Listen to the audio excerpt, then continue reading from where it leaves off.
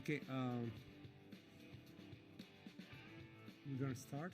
So it's my pleasure to start the second day of the conference with Dimitra Simeonidou. Sorry for the pronunciation, it's good? Okay, thanks a lot. Actually, she will deliver a keynote today on 6G, from digital transformation to social digital innovation. I will not tell you too much about the abstract, just to let you the thrill of what she want to tell, so the surprise. But actually, it will be a talk inspiring on the introduction of the notion of adopting cyber-physical social system approach to design the next generation of mobile networks. And Dimitra, she's a full professor at the University of Bristol, co-director of the Bristol Digital Future Institute, and director of the Smart Internet Lab. Her research is focused on the field of high-performance networks, programmable networks, wireless optical convergence, 5G, 6G, and smart city infrastructure. She's increasingly working in social science on topic of digital transformation for society and business. Dimitra has been the technical architect and the CTO of the multi-award-winning smart city project Bristol is Open. She's currently leading the Bristol City Region 5G and Open Run pilots. She's the author and co-author of over 600 publications, numerous patents, and several contributional standards. She has been the co-founder of 2 spin-off companies, the last being the University of Bristol VC-funded spin-off Zeta Network, delivering SDN solution for enterprise and emerging networks. Dimitra is a fellow of the Royal Academy of Engineering, a fellow of the IEEE and the Royal Society of Wilsford Scholar. Thank you, Dimitra. Please.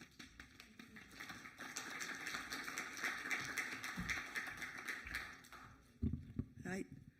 Can you hear me? Good morning. So my task, I have been told, is to wake you up. I'm really delighted to be here, and thanks for the very kind introduction. What I'm going to tell you, I'm going to tell you a story.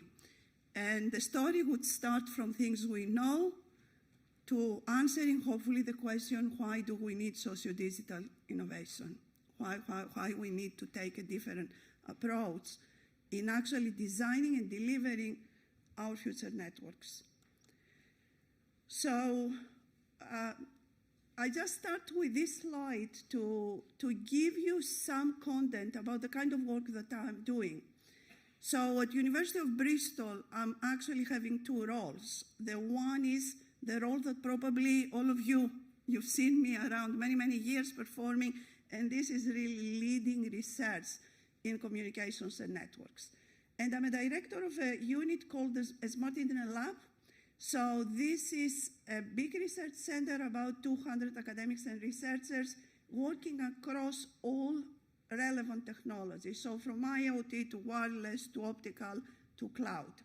But actually what we are doing within my research center is taking this individual expertise, this individual research excellence, and really addressing problems of end-to-end. So network design, how we are delivering end-to-end systems. So we are working across enabling technologies, systems, services, applications, but actually we are looking how we can deliver through co-design. For instance, example is hardware, software co-design.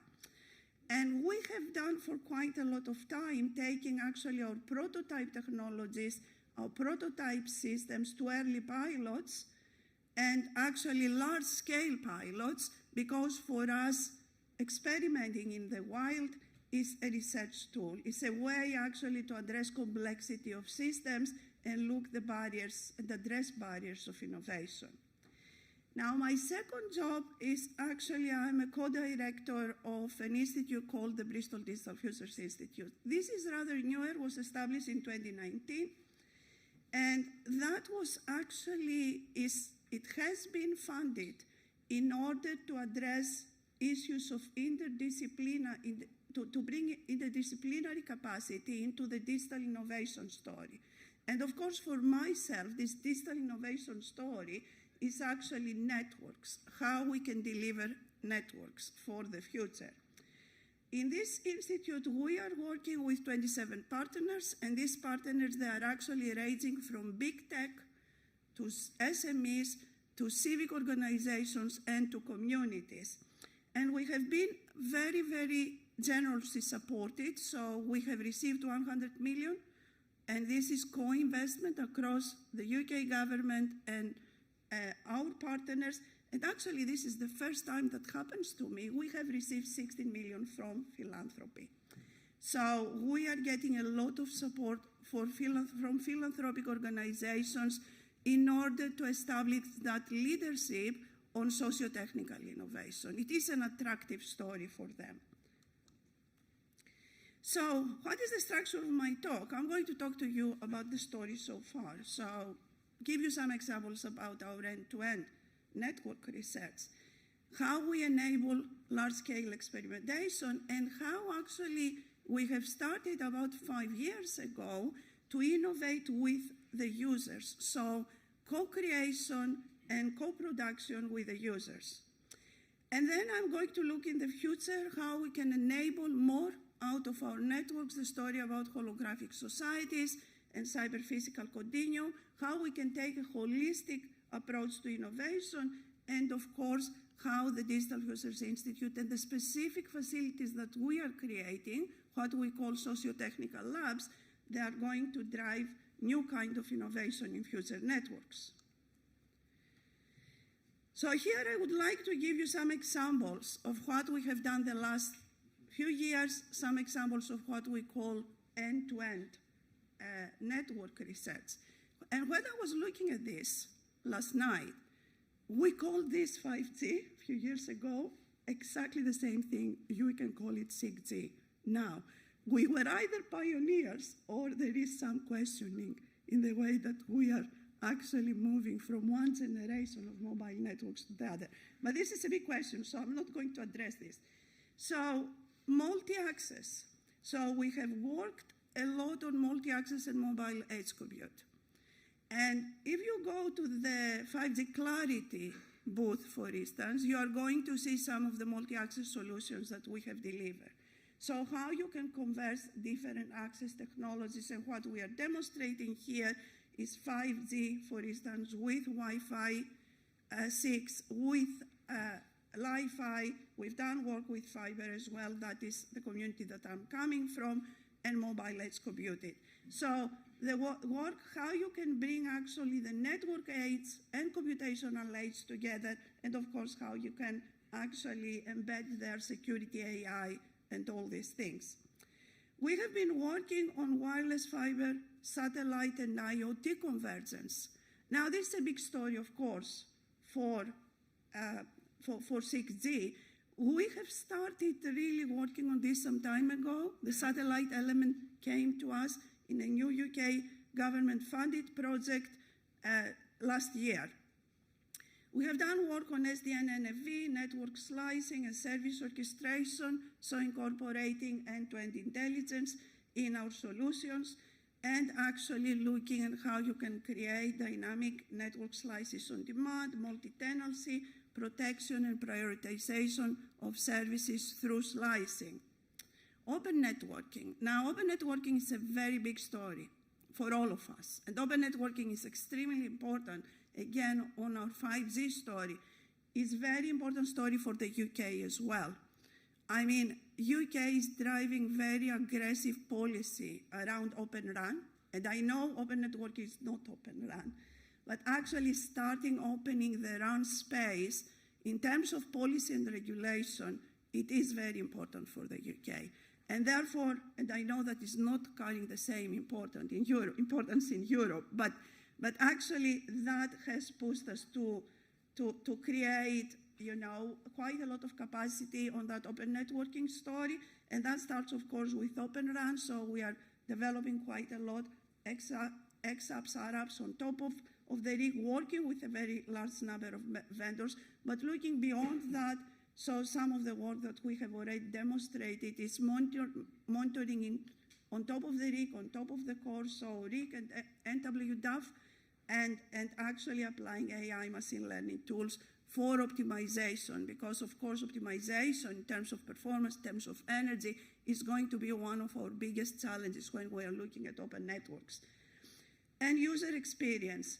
And as I go through my talk, you're going to realize that for us, this is a very important story. So we create something in our labs, but the question is, for whom we are creating new technology, new services, and how this new technology and services is being consumed. So, and also what feedback we can get from the experience in order to continuously improve our innovation and our innovation delivery. So co-creation of the users and how we can involve users in an innovation cycle is very, very important for us. And we have spent a lot of time creating what I call the largest cluster of open testbeds in the UK. And I know I have shown these slides probably, some of you have seen it multiple times. I hope every time there is something new. But you can see here we started with our campus. We created a smart city network, which is open and operational. We have worked, actually connected neighboring cities for specific use cases like the city of Bath to our ecosystem. And we worked with manufacturing facilities. You see there the National Composite Center. This is high-value manufacturing, producing composite materials for the aerospace industry specific. So we are working with Airbus, working with Jaguar Land Rover, and so on. And the latest work that we have done, the latest testbed, we actually installed the UK's first Open Run testbed in our port. So we are working with Avonmouth Port, and I'm going to give you a little more information, and with the associated actually highway infrastructure around the port. And this actually enables us to work with use cases like smart city, smart region, free ports, connected transport, logistics, media and creative, and all these lists that you see there. And I cannot see it because this screen is a bit away from me, but hopefully you can see it. It's so public safety, crowd control, assisted living. There is quite a lot, and it's not that we have done. So what my team is doing, we open up test beds and we involve the ecosystem. And then the whole activity takes a life on its own. So companies, organizations, local government, hospitals, ports, highways agencies, they are using this infrastructure to innovate themselves. And this is exactly the story that we are actually trying to promote from the very beginning with some new developments right now that I'm going to present you as well. So we are connecting our city, and we have been connecting our city for some time, and there is a very strong innovation message around our city and the actual testbed capability it is providing. For instance, to give you an example, BT has chosen Bristol to establish a 3,000 people center. And one of the big justifications for doing that is the capacity that we are providing as ecosystem with our universities and our testbeds. We have new companies coming actually from the US, like Parallel Wireless, Mavenir, and so on, and they are establishing the UK headquarters in the Bristol region. Because of the capabilities that are there, they are using our testbeds. We are hosting equipment for them, and then they are doing their own experimentation. We are also connecting the nation. So we have created a capacity, and what you see here is actually a joint funding across DCMS and DPSRC. It is going for some time, but we have created actually a hybrid fiber and layer 2 network that could actually connect places, innovation testbeds across the UK. And we have done that through the physical infrastructure, fiber. The dark line there is fiber, and the thinner red lines are layer 2 connectivities with what we call a 5G exchange or a federation exchange, which is actually residing at the moment in that dot that you see there, the red star in Slough. And what this is, and this is something that my team actually developed, is actually what we do when partners come to us across the UK. We provide them what you call, they come usually with testbeds, or they can come with a lab, but you can see we are providing what we call, what you see there, an island proxy. What this island proxy does is sitting on top of an orchestration platform and is actually providing or advertising network functions that they want to share to collaborate. And these network functions could be, for instance, cloud services. It could be a packet core service or anything else. It could be a firewall and so on. And what we do with that is take this into this federation exchange, which actually connects to the physical infrastructure. You see there the switching infrastructure that handles both layer 2 and optical ports, optical services. And actually, we are going through, I'm not going to many details, I'm not going to have the time to finish my talk, but actually, we are actually creating a marketplace of all these network functions that are available for brokering. We perform up to now quite a manual brokering that evolves to automatic brokering using AI tools as well, and then we perform service chaining and actually service composition that we are giving to experimenters. So this is, I'll go back, this is what we have at the moment, and you can see we have connected almost the whole south of England. We are expanding actually into the north, and we have presence now in the north in Lancaster and also in Scotland. But this is an evolving story, so we are creating this very large-scale national infrastructure for experimentation. Through this exchange, this federation exchange, also we are enabling international collaboration. So we are part of an NSF-funded project called FAB. This is Fabric Across Borders, working with colleagues in US. They are bringing a fiber connection capability all the way from Starlight to that federation exchange that gives access actually to the US networking community to work not only with us at Bristol, but across all that ecosystem of collaborators we are creating, and also this network expands to other European facilities like University of Amsterdam and CERN, and goes to Brazil and to Japan.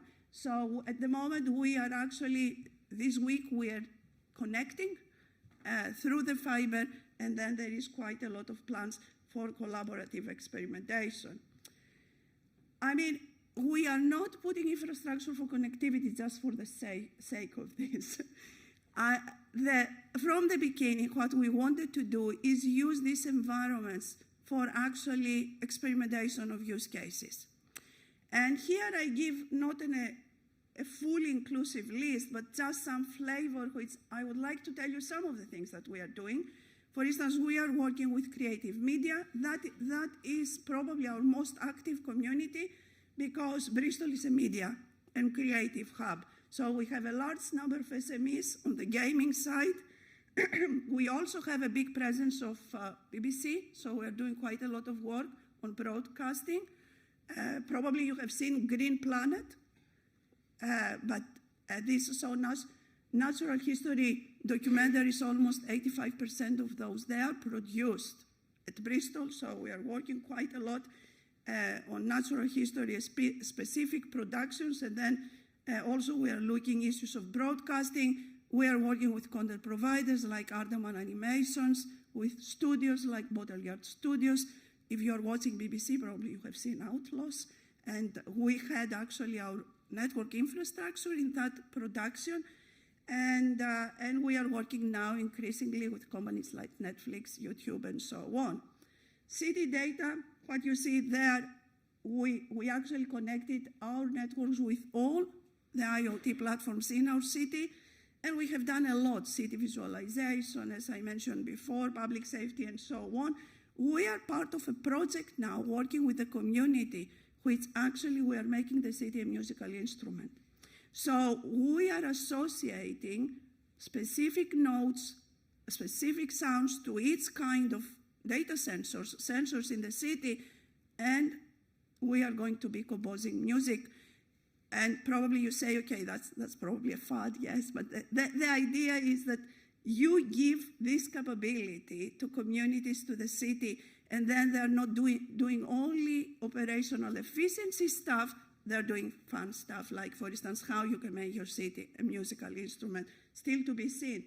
Tourism, we started again with very classical tourist use cases, AR, VR in museums. We have seen it everywhere. We are going further. Our new project is really looking how you can decolonize the content of a museum.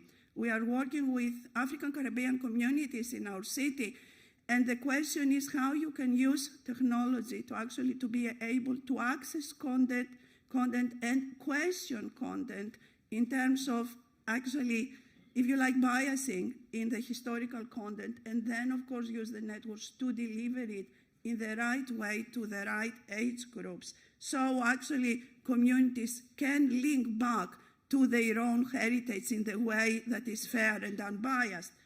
Public safety, I'm not going to talk a lot about public safety. This is a work that we are doing with our regional governments. Manufacturing, I mentioned before, a very big activity with high-value manufacturing about compounds, about materials, and this is working with aerospace industry and parcel logistics. This is a project we actually delivered only last week, so I'm going to give it a little bit more time. And innovating, again, I'll go back to that. It's not us that we are innovating. It's our ecosystem that is innovating. What is important for us is what kind of lessons we take from our users. And I give you two examples about this. So this example is a work that we have done in a festival, the Bristol Harbour Festival. That was a couple of years ago, hundreds of thousands of people in the harborside area. And we were asked actually with our network to provide services to 3 different sectors. The one is the retail. We connected all the stores that they were actually selling food. We didn't learn anything about this. We just provide them vanilla connectivity. We work with public safety, connecting all the public safety cameras in the harborside area, exactly with a number of companies that they were providing public safety for our regional government. The third one was very interesting for us because we were told, can you create actually an environment that is going to help people that they have either mobility problems or anxiety problems. They cannot cope very well with large crowds, so they can actually being able to experience the festival. And the festival has 3 stages. So we created actually, we provided 360 cameras in the stages, and then we didn't create an app. We gave access through a browser to the user, so people, they can be outside the festival space in a comfortable environment, and they can dynamically access the different 3 stages, and not only look what was happening in the stages, but actually have the experience around the back of the stage, so it feels like you are there as much as you can feel that you are there. So this was important for us. We had 4,000 users in 48 hours, and imagine that that's not the users that they usually go to the festival. They're users that actually took the opportunity to experience it outside. So that is something that understanding different people's needs, different barriers that actually prevented them to be part of the festival and how they experience it and what they want to do or experience more, that has been a big lesson for us. So we worked with the public. Here is what happens when you are working with a sector. As I said, we only actually delivered this project last week. So we started this project in 2020. We worked through this, all the pandemic. We had actually the final demo last week. And this is really installing, as I said, the UK's first Open RAN network in our port. Bristol is a huge maritime city, so it has a very big port. Installing actually in the motorways that they are leading in and out of the port, and in a free zone area, which is outside the port. To give you an idea, we have a nuclear plant outside Bristol. That free zone area that you see is actually where we manufacture. You know, they do on-site manufacturing for the Hinkley Point nuclear plant. So it is an important point, and the whole idea is that how you can actually connect across the port, the free zone, the motorways, how you address security, how you can trace the goods on the move across extendable boundaries. And the third one, how we can actually prove that cooperation between private and public networks. What we install in the ports, obviously, they were private networks, where what we have in the motorway is a public network, so full interoperability across those two. So we worked, when I say working with the users, for us the users were the ports, were the highway agency, were the manufacturing facilities, they were the logistics industry and their drivers. So there is a huge diversity of the users that we were addressing in this. So this is the use case that my team actually developed, and the idea has been, if you are looking how high-value goods specifically are being transported in the ports, you have actually a dedicated transport for each of the types of goods. And you see here, I don't know why we have Airbus, but you can have food, you can have medicine, and they all go together, you know, independently in their own transport tracks.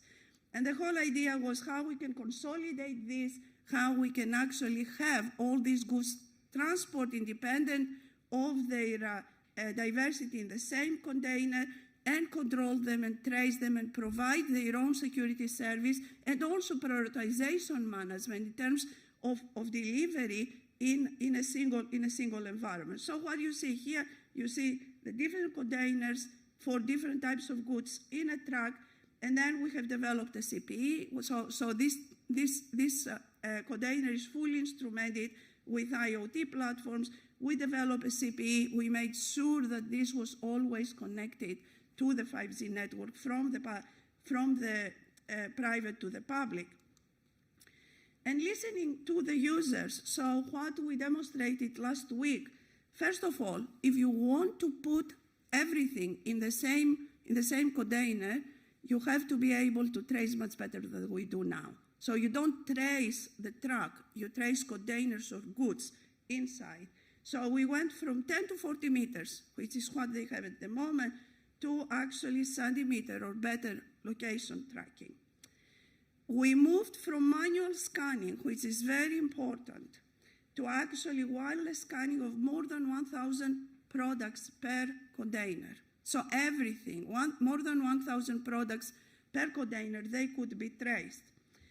We also managed to go from existing solutions that monitoring hourly the location and associated data to millisecond data of container location. So it's continuous actually tracing of the container. We also, through the sensors, we manage actually to have light sensors, temperature sensors, vibration sensors. So if somebody, for instance, opens the door of the container to steal, then immediately we can activate a light sensor and actually have a security alert. So, and how we've done that? We've done, of course, with continuous connectivity to the 5G network, with advanced data monitoring. You're joking. Okay. Right, I'm completely out of my time for this talk. So the question that we came out of this is actually, we develop all these digital tools, how the workforce, how, for instance, the drivers, that they are low-skills drivers, are going to be using them. So is there future of workforce threat? Now, and this is supposed to be the main part of my talk. So what becomes actually quite, if I can have 10 minutes, I'm going to be okay. So what becomes absolutely clear is that devices are becoming the main users of the network. So the question is, we very much engage with the user, but if actually devices are taking over, because whatever we have done, it used devices connected to the network, which again is a very, very big 6G story. What will be the role of the humans in the service delivery chain?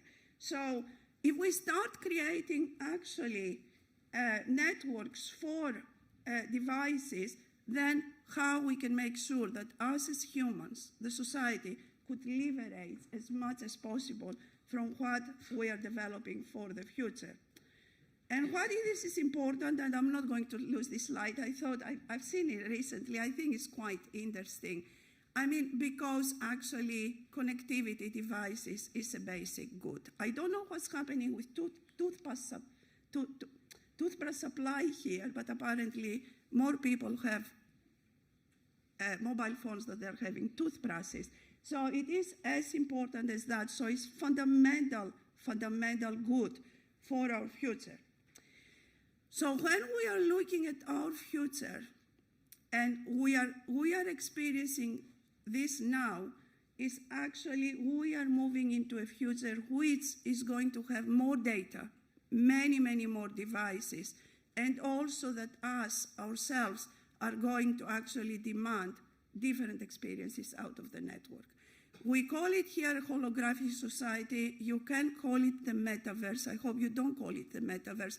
But the whole idea is that we would expect that actually our experiences out of the network are going to become more immersive.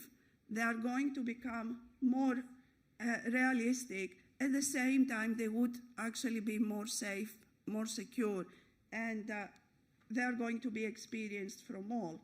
So what we are working on is that actually, if you like, a transition from physical and digital to that continuum between physical and cyber, with fundamental principles that this has to be very much human-centric. It's not only providing an experience, it's actually the human that drives what this experience should look like, and of course that we have associated requirements for real-time programmability, intelligence, and also continuous iterative optimization. And of course, when we are looking at the future of holographic society, or when we're thinking about the metaverse, most of us are thinking that this may be an application that runs on top of the network. What we have to understand that this actually needs different networks. And I'm not sure if this is going to be 6G. It may be in this environment, we call it the next G, 6G. It may be a much wider future networks agenda. But the thing is that we really need to think how we can innovate in order to deliver this kind of experiences of the future. And when we are looking what we need to do for that, and I have many slides now, which I'm not going to show. Again, I'm completely out of time. But the whole idea, technologies, actually the technologies are the matter. I have there a list of technologies. They are not networking technologies. So they're user equipment, or classical networking technology, is automations, is robots, is cloud and edge, which are part, of course, of what we are considering in networks, but actually they're not radio and fiber. So these technologies are very important. And what we are looking at the focus of research, we are looking how we can provide limited connectivity, how we can actually deliver trustworthiness of our networks and services, how we can make this new world sustainable. Is never going to happen if actually these new experiences consume more energy, and actually how we can make these cyber-physical experiences very realistic, engaged, but also inclusive and fair. There is a lot of network requirements, but Emilio tells me that I have to finish. There is a lot on key technologies that we have to develop to make this happen. I've done this slide with 15 colleagues of mine in the UK, all very actually, prominent in the fields of research in networks. I'm not sure if these actually slides are available, but I'm not going to go through all these technologies. But actually, I would like to pose this question that we are talking technology. And when we are looking actually in future innovation, it needs to be more holistic. So when we started 5G, we made that translation from enabling technologies and infrastructure to the vertical sectors. And when we are going now to the next generation, we have to continue and actually engage more people in the economy. So how we can actually, we learn a lot with working with vertical sectors and users, how we can actually now focus from manufacturing to social justice. Yes, how we can start talking really about, delivering and helping with our networks to deliver sustainability. What would this going to mean, for instance, for inclusion and equity? So those are now the questions that we have to start addressing. And of course, we have seen this translation. We have started talking how we can move from KPIs to KVIs. And all of us were talking about values, but we have no idea how to measure these kind of values. So when we are going to start delivering networks in terms of KVIs, how we are going to measure these values. And there are some actually values that they are easier to quantify, for instance, sustainability, yes? But actually how you can start measuring inclusion and equity, because that's not only coverage. When we are talking about inclusion, there are so many factors, starting from social inclusion to network neutrality to geopolitics, how we can make sure that we are actually delivering inclusive services in the future. And that was, I suppose, to focus my talk, saying that when we are looking at different types of innovation, then we need different cohorts of people, different research teams, and different labs. And this is the challenge that my new institute is actually taking, is the challenge of creating that new knowledge and understanding how technologies and societies together can shape actually future network innovation together. And then what are the methodologies for making this happen? You cannot sit around the table, for instance, social scientists and humanities and engineers and computer science and chat about this. So it really needs new methodologies and needs new type of labs, new environments for actually creating this. It needs new partnerships. For instance, in my new institute, we are working with communities and civic partners. We are having community groups sitting next to BBC, to BT, to Airbus, and so on, and actually try to put things together. And for this, we need specialist facilities. Emilio, tell me when would you like me to stop, but we need specialist facilities. So we are creating these facilities. We are opening them up, actually, at the end of this month. And you can see there a set of facilities that I want actually to mention two. The one that we call the reality emulator, and the second one, the neutral lab. The neutral lab is an experimental space that you bring people together, and a place that actually you can bring groups together in an equal footing. So a social scientist does not feel uncomfortable, like they feel when I take them in my networks lab. And the reality emulator is probably Europe's biggest digital twin, bringing actually our testbeds with digital twinning and with immersive environments.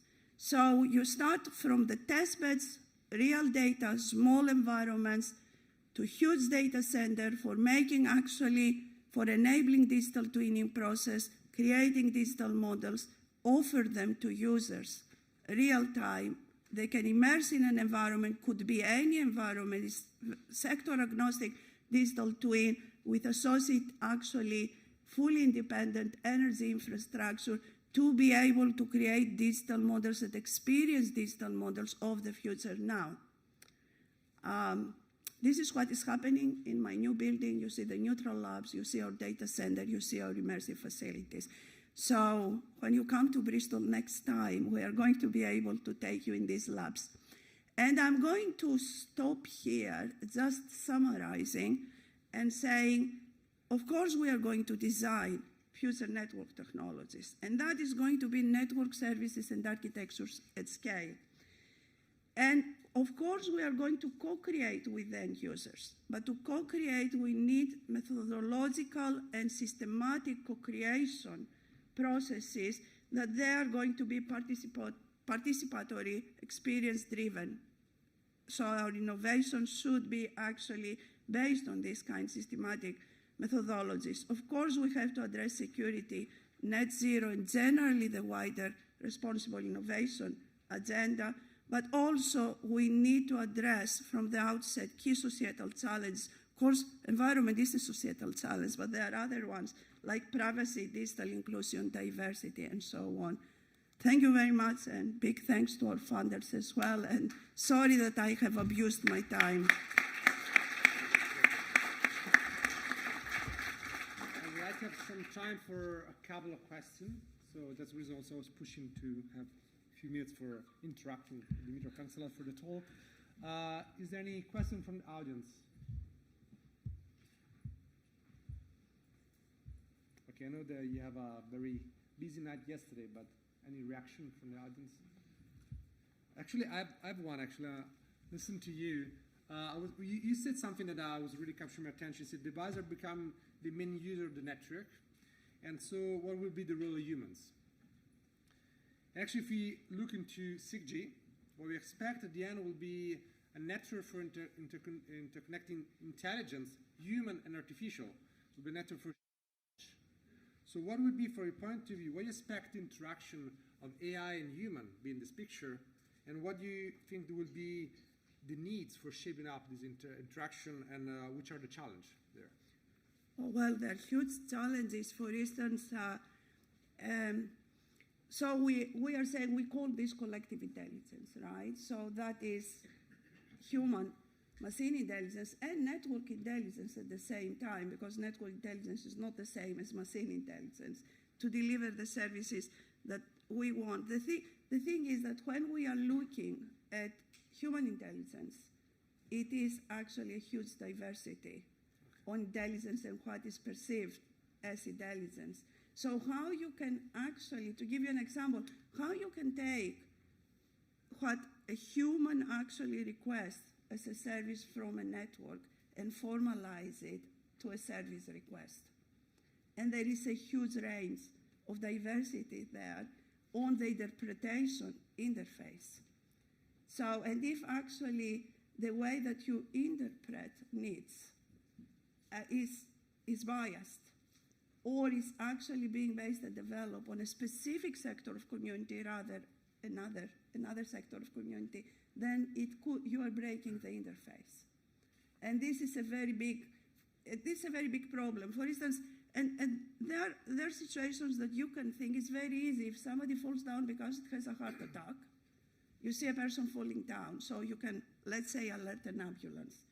Is that really human and machine intelligence? Then you can say that you have the machine interact to what's happening in the human. But there are so many other situations, even across people that are sitting in the same room, that actually perceive and experience a situation in a very different way, and therefore they need to be provided different services. So how we address that diversity, how we can make that service delivery inclusive when you are having to deal with this diversity all the time. And those are skills we are not having as a community. The question is anybody's having these skills? But I think that's where it comes, that co-creation process. That's why you need that very wide multidisciplinary teams to start answering these questions, or it's still to have an awareness of these questions. Thanks. So it sounds to me that actually, instead of just sending bits in network, we should care more about what we are transmitting means. So some really relate to the semantic and the meaning between exchanging things. Yes, and actually it's very important, the question for whom we are innovating for, right, and to whom we are providing services to, okay, those they could be very, very important considerations. Okay. Yes. Thanks a lot. Is there any additional question after this warming up question? No additional one? Okay, please. Yeah. Thanks. You're good. Yeah. You're addressing a fundamental topic. I really enjoyed your talk, and a little bit puzzling about the internet of today. The users and applications, they do not communicate directly to the network. The network is not communicating offering, and there is no alignment of expectation here. That is a fundamental challenge, and it's also challenging the net neutrality topics, I think. So there is a lot of things that we have to address. I mean, Hecon, I'm not necessarily advocate that each user is going to be able to enable their own customized services. We are so far from that.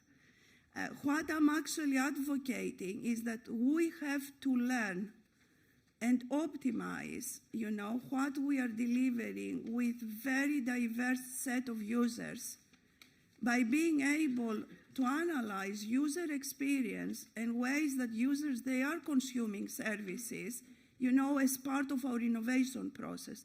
That's our first step. Now, of course, the dream is, can I have my own internet, right? Can I have my own customized service as an individual? I think we are very far from that.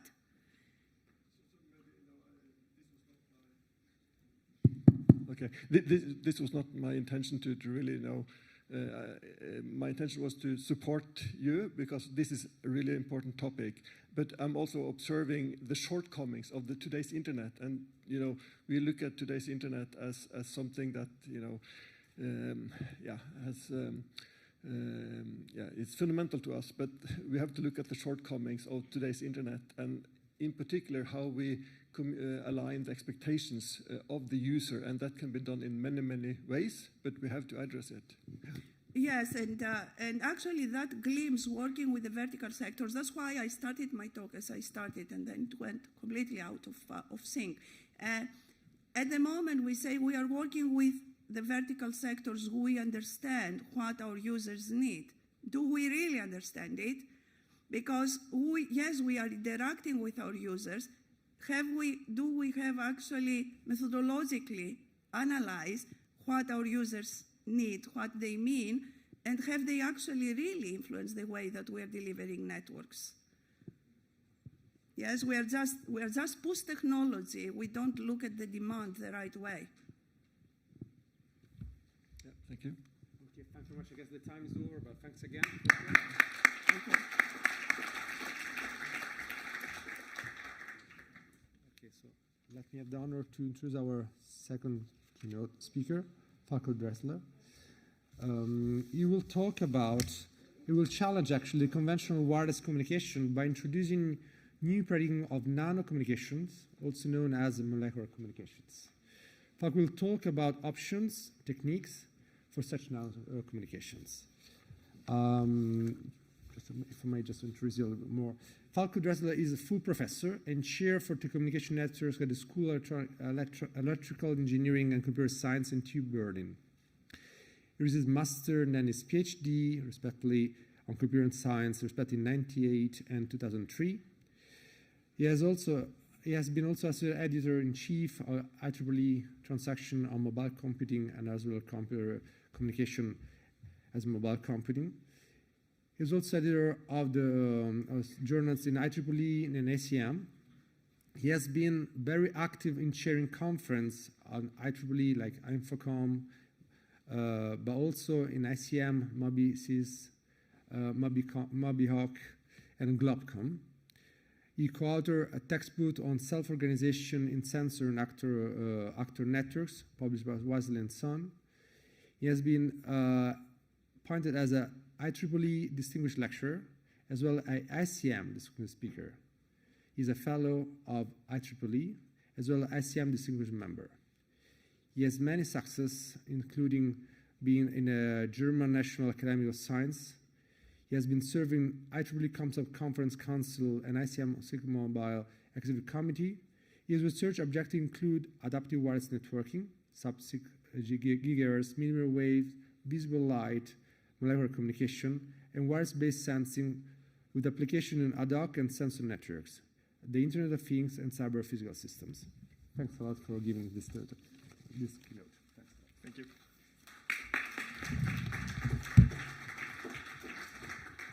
So, first of all, thank you very much for inviting me here to shed a little bit more light into the conference by looking a little ahead in time, what will happen in the, maybe not 5 years, but in a little longer time span. And for this, I'd like to take you on a tour. Slides are online, perfect. I'd like to take you on a tour to a field that is related to telecommunication networks. Of course, now I'm working in telecommunication networks. I'm a classical person in our field here. But this is also going a little ahead and in a sense that we have to look a little out of the box, let's say, for the upcoming years. So let's start with a classical set of slides, 2 slides actually, that you have seen here in this conference. You have seen in so many places. So, well, what are we doing at the moment? We are going towards 6G, right? We are all working towards 6G networks. And what are we doing, right? We try to get the machines and the human being together closer and closer. We try to put more AI into our networks. We try to overcome many of the limitations of 5G networks, particularly in the field of energy consumption. But the question is, this is what you have seen here. This is what you have seen in other keynotes as well, in other presentations. So why am I here, actually? And so some of you know me. So I know some of you, which is good, which is a good starting point. So some of you know me because I do some work in vehicular networking, cooperative driving, mobile edge computing, AI for wireless, and channel sounding techniques, combined communication and sensing, and so on and so forth, right? But this is classical RF. This is what we are doing today. This is how we influence industry, our society today. So why do we need more? And this is actually what I want to focus on in my presentation today.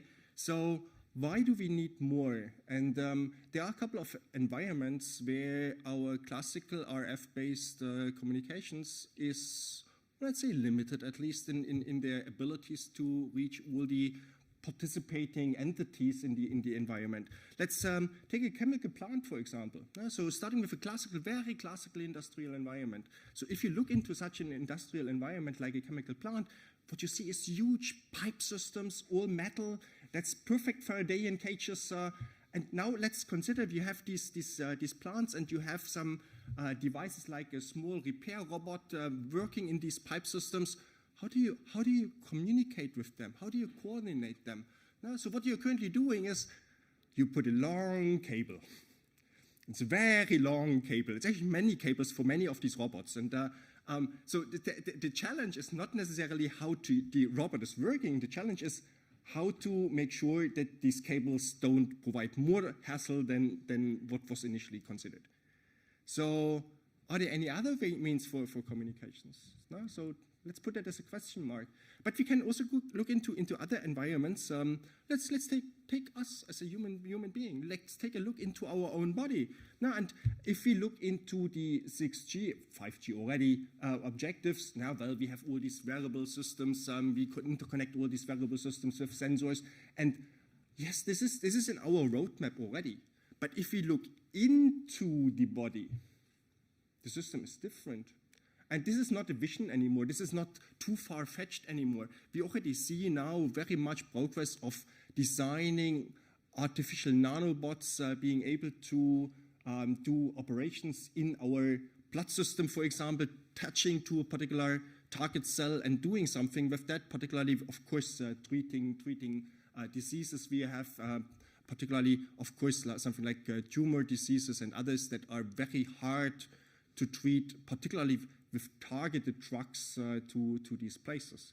So how do these nanobots communicate to each other? Doing RF, doing 5G, 6G, unlikely, right?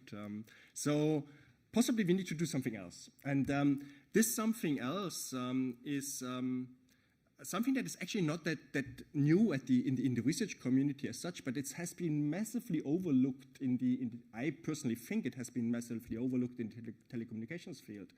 And the alternative is molecular communications. So it's not RF anymore, but still we have channels. We have communication channels, we have communication carriers, and these communication carriers can be modulated. We can particularly also use our findings from the last, 40, 50 years of telecommunication networks research to understand these communication channels, to understand how modulation and coding schemes are working, and to design next generation communication systems for, in this case, molecular communications. Now, so when I say it's not that new, so 5G, 6G, and unlikely, right? So possibly we need to do something else. And this something else is something that is actually not that new in the research community as such, but it has been massively overlooked in the telecommunications field. So many things started a long time ago. So let's say 20 years ago, just randomly picking a date. And I picked that date randomly because at that time I got interested for the very first time into what happens in the molecular communications field in the human bodies. And at that time there was a huge hype, some of you might remember, to get more of this bio-inspired networking into our telecommunications world. It was not successful. We have to be very clear about this. It was not so successful in the end. But at least we started understanding different types of communication means, different types of communication channels, different types of communication carriers. And this moved on now, rather recently actually. So maybe 5 to 8 years ago, when this molecular communications got another very big momentum, but not so much from the industry perspective, but more from the fundamental research perspective. And there have been a couple of projects around the globe, actually, with many players in Japan, in the US, in Europe, studying how this molecular communication channel could look like and how these communication carriers can be used for even other applications, industrial applications now. So when we look at these early concepts, which are much more mature these days than we actually anticipated, we already have now an understanding, particularly of molecules traveling in a liquid environment. Now, in this fluid, there is a diffusion process going on. There is a flow process going on. We can describe a communication channel of individual particles that flow through or diffuse through this environment. We can use these particles. We can artificially design these particles, so to say. We can artificially design these particles, and by means of this artificial design and release at a particular time, we can design communication systems. Now, and this has been shown, first of all, in analytical models, later on in simulations, and meanwhile in wet lab experiments. So this is happening. This is happening in a world that is not telecommunication networks. That is happening in a world that is mostly biochemistry, a little bit of medicine, but mostly biochemistry.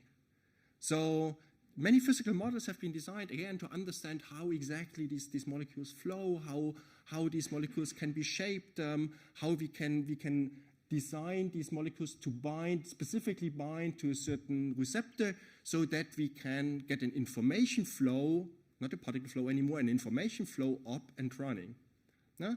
And so many of these, let's say, more mature activities are focusing on very, very, very nanoscale communication. So meaning having one nano device communicating to another nano device over a distance of nanometers. So this is what we understand. It's not so helpful for our chemical plant, right? So our chemical plant is rather macroscopic to such a nano communications field. So how do we communicate over meters or tens of meters using such nano communication devices? And this opens up a field that I had the pleasure studying with some distinguished colleagues in a project that we called macroscopic molecular communications. And this macroscopic in the name just means doing molecular communications, but not over distances of a nanometer, but over distances of first centimeters, meters, and later on over larger distances. So it's becoming a technology that really can complement RF in many fields, and might in the end become a very, very nice complementary technology for going beyond 6G.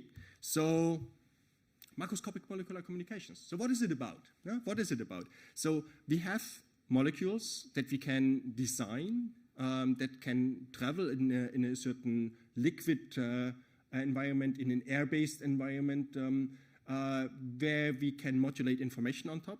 So applications are very, very broad, not just the initial sort of, we use that in the biomedical communities for understanding or communicating within the human body, but certainly much more in industrial environments. So think about water quality control in a larger environment. So this is something where RF is not always a good solution. No? It's definitely not in many fields. So what types of communication carriers do we have? I listed a few on the slide.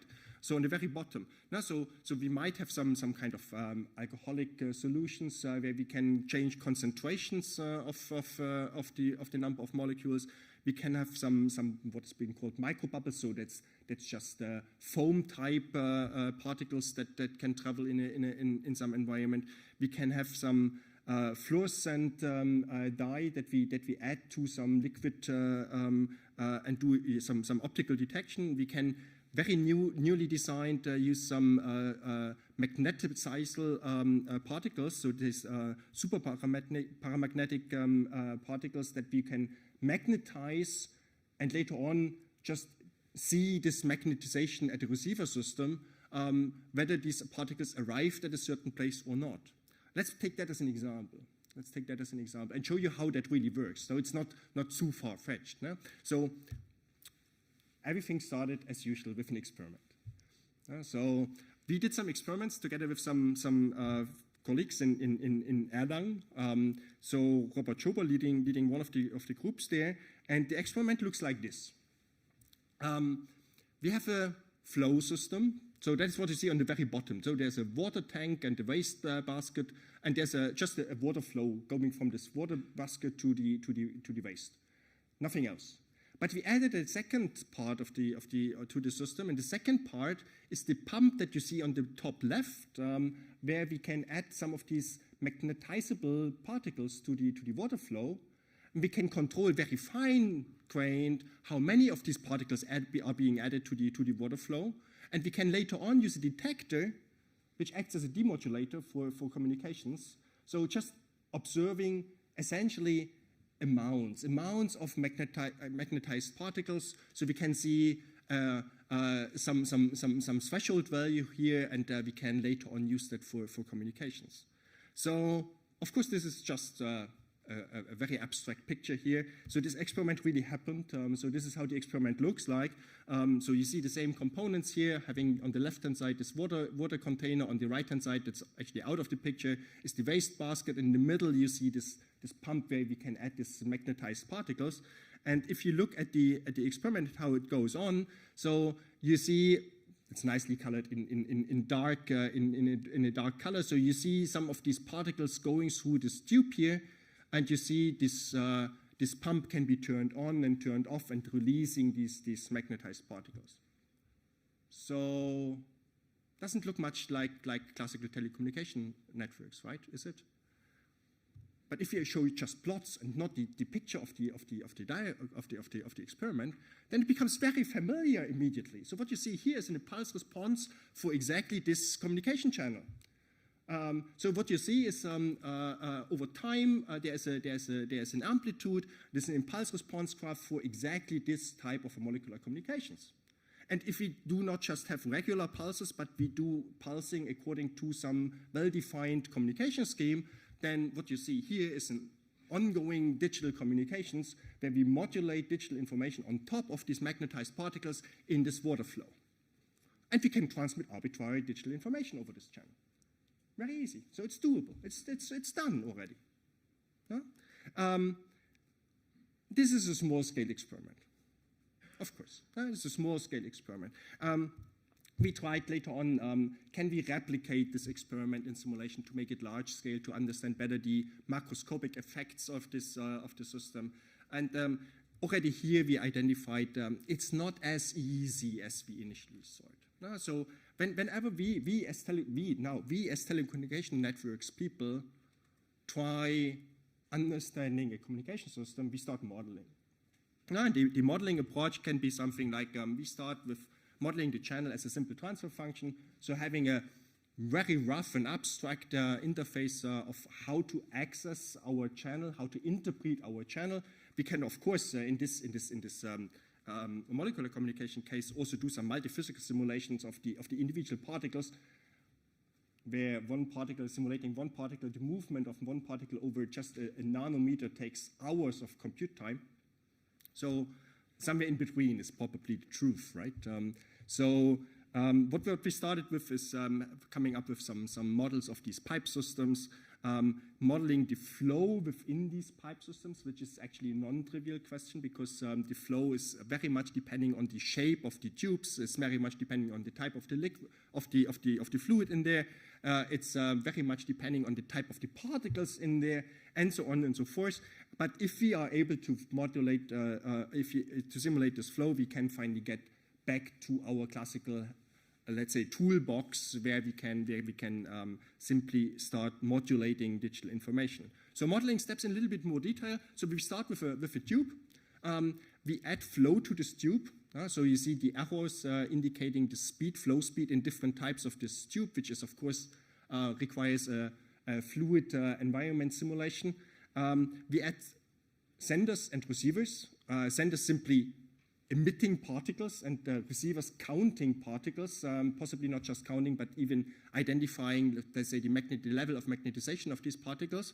And then we let the particles go. That is what's happening, right? And we can do rather complex environments with that procedure. Very complex setups and environments.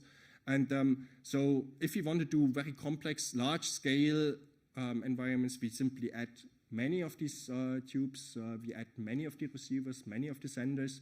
We can add junction systems in there, and so on and so forth. And we end up with a large-scale molecular communication system. We can do so in simulations. We can do so using even very nice 3D renderings of the particles and the effects that are going on. Just to show you a simulation of this. So this is one of these tubes, and now we can follow each of the particles individually in this tube. Each particle carrying information, or part of the information at least, which we can try understanding in this flow, in this communication system.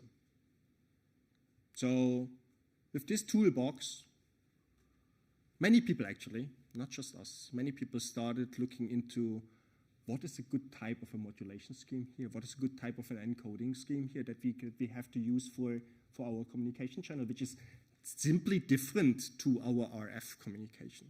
It's very different to our RF communications. So people started playing around, coming up with simple on-off keying that you can see here in this picture, playing around with what is being called molecular shift keying or just concentration shift keying approaches. But the most simple ones, like pulse position modulation, do pretty nice work already here in this scheme. So on the right-hand side, so you see some real results from the experiments. So what you see is for different symbol durations, what is the bit error rate for different modulation schemes. So now we're feeling at home again as telecommunication people, right? Because now we can start using kind of textbook knowledge for designing communication systems again. So with the help of these toolboxes and the help of toolboxes generated not by telecommunications people, but by physics people and by people from biochemistry and others. So this is where we are at the moment. So could stop here. In the interest of time, I don't, but I tried also not to spend too much on this intermediate conclusion. So what is the state of the art here? So we have molecular communication out there. We have wet lab experiments going out there. It's going on. So it's not fancy idea and just some equations and some simulations anymore. It's something that can be replicated and validated in the labs. And experimental validation is extremely important here. There are some simulation tools out there. One of them is called Pogona, which helped understanding in larger scale different types of modulation schemes. And we are now working on, not just we, the research community, our research community is now working on to generating more complex systems and going the same road as we did in the XG domain, going to be faster in some way, going to be more resilient in some way to whatever happens in our communication systems. So can we do so only in liquids? maybe you can do in other environments as well. Why not air-based? Why not air-based? So while I'm talking, there's an airflow coming from my mouth all the time, possibly with lots of wet drops in there. This is also going on. So we did another experiment, this time with some colleagues in Kiel. Peter Höher, many of you know Peter Höher here in the room. And what we did here is using an air-based environment where we just use a spray nozzle to spray particles into the environment, and we use some, as you can see here on this slide, we use some ultraviolet flashlights to highlight these particles in the air, so that we can later on monitor and measure the concentration of these particles again. So just have a video with you for you here. On the left-hand side, you see a test bed. So you see the particles in the test bed. This is what the camera finally sees. So there is a particle flow going on just from the spray nozzle.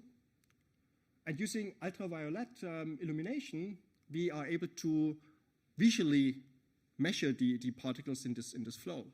Now on the right-hand side, you see a simulation. I start the simulation here as well. So it's probably not so well visible on this black, but also here there is particles released in an air-based environment. And what you see actually is already modulated information. It's not just some particles.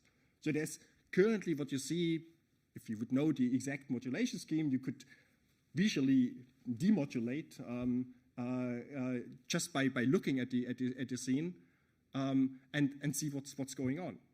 And the fascinating side effect was, I mentioned while I'm talking, there's an airflow coming from my mouth here. Actually, the very same system that we designed for understanding molecular communications can also be used for doing experiments in this COVID infection scheme. So Peter Höher was doing some core-thing experiment just to demonstrate that it's doable, using exactly the same setup, by the way. So using this ultraviolet illumination of the particles, and then just core-thing and then measuring the concentrations in the environment. Interesting side effect, no? But this happens when we do research. So let's leave this area.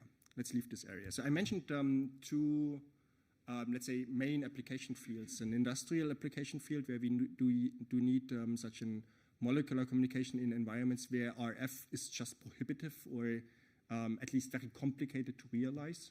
But certainly there's another environment which I mentioned at the very beginning as the motivation as well, and this is communications within our body. Let's assume we have many of these nanobots. I don't know whether you want to have them, but it's a different story. But we have some of these nanobots. How do we control them? How do we steer them to the right locations in our body? And the overall system is rather obvious, right? So we have many of these bots inside our body. They patrol our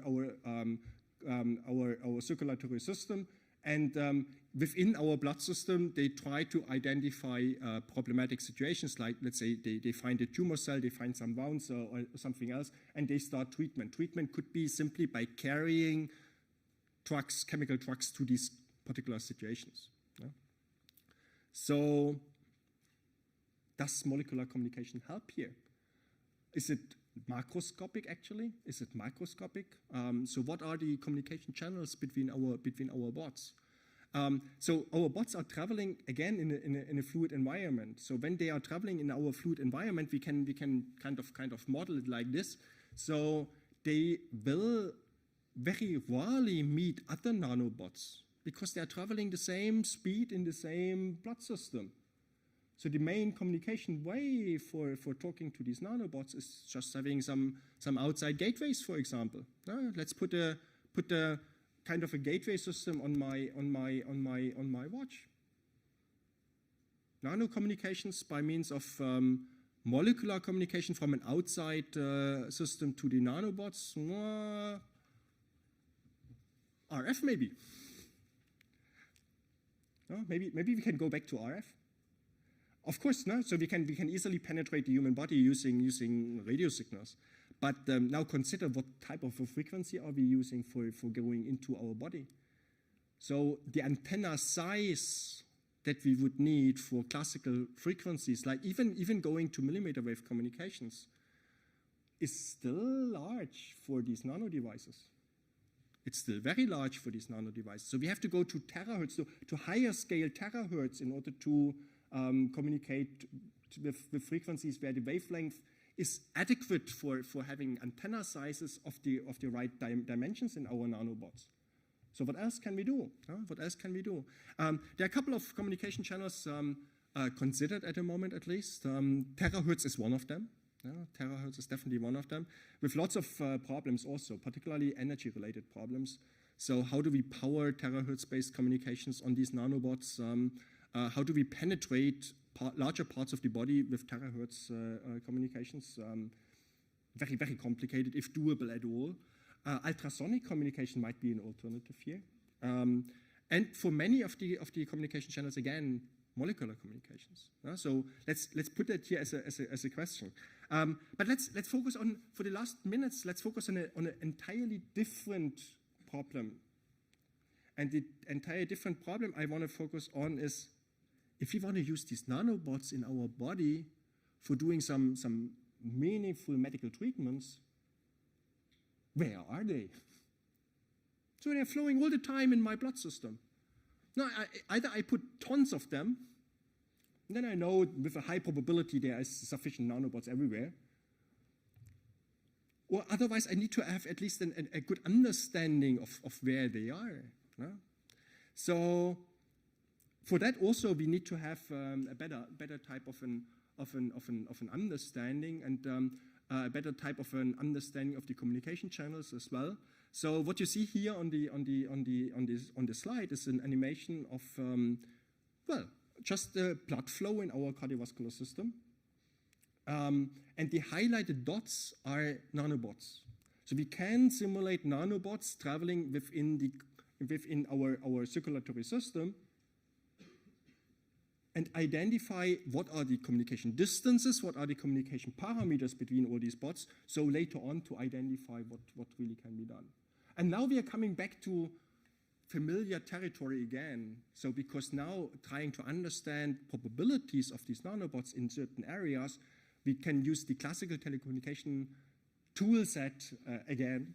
So what we can do, for example, is we can use an analytical approach to identify where are our nanobots, for example, by simply coming up with a Markov chain-based model, where from this Markov chain-based model we can derive stationary probabilities for nanobots in certain areas of the body.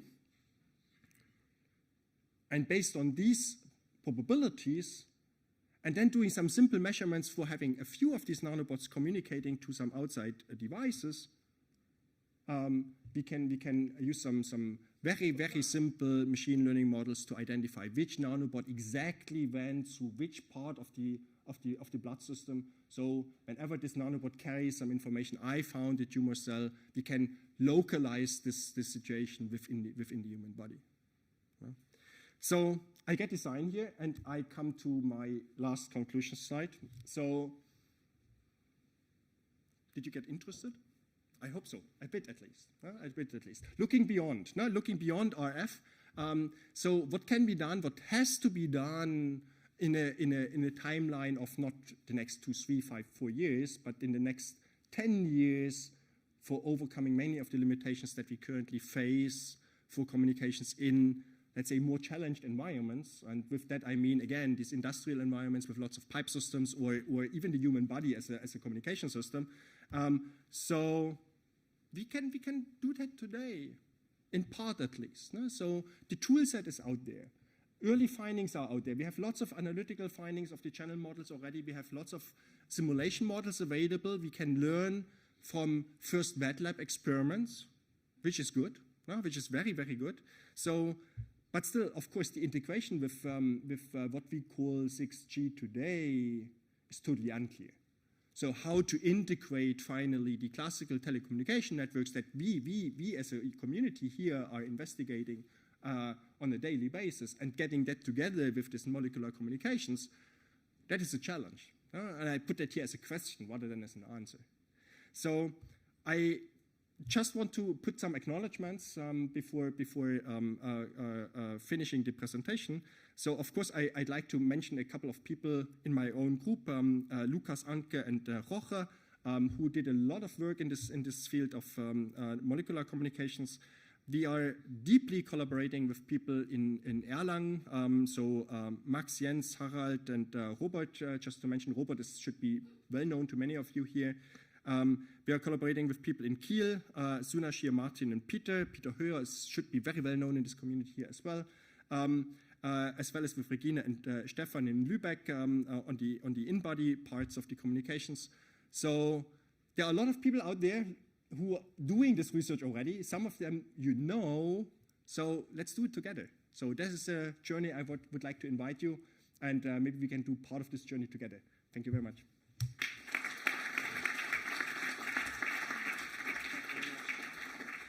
Do we have some questions? Please, just want to give you the microphone.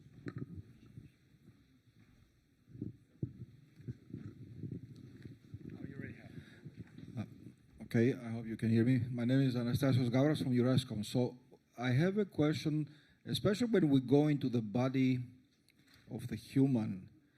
Have you already identified what are the ethics questions there or the reservations of the humans?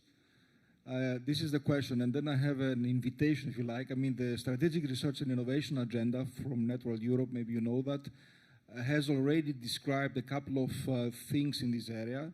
And we're currently updating this strategic research agenda, and I would like to invite you to add more precision to the challenges we have had.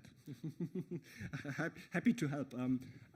For the first question, whenever it comes to studies on or with the human body, of course, ethics commissions are always in place, but there's a lot of experience, not in our field, telecommunication networks field, but in other fields, in all the medical life sciences fields, where they do have this experience and where they do have lots of experience even for small-scale experiments. So I'm not having the nanobot that I can inject into your blood system today, but for let's say, more simplistic experiments, all the groups I mentioned are collaborating also with medical schools in their places, so there are solutions.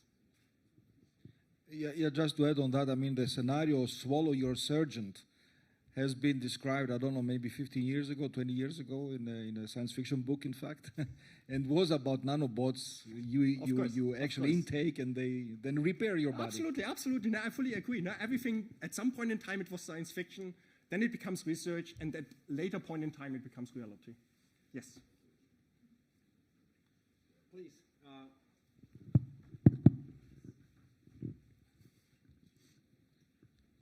We are beyond science fiction, by the way.